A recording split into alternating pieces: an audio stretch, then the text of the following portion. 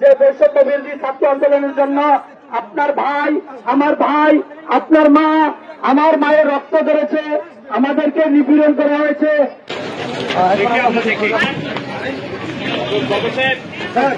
এখন কি আপনারা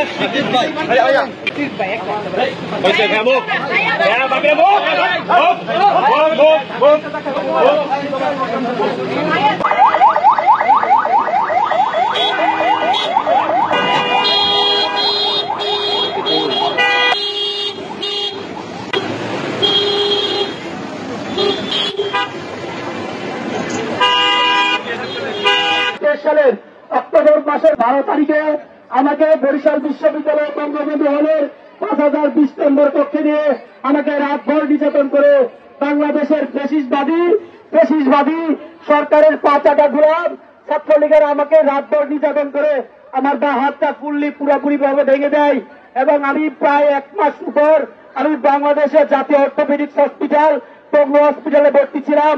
সেই প্রেরণায় সেই আমার একটাই অপরাধ ছিল, আমি কেন র্যাগিং এর বিরুদ্ধে কেন আমি প্রতিবাদ করেছিলাম ফেসবুকে।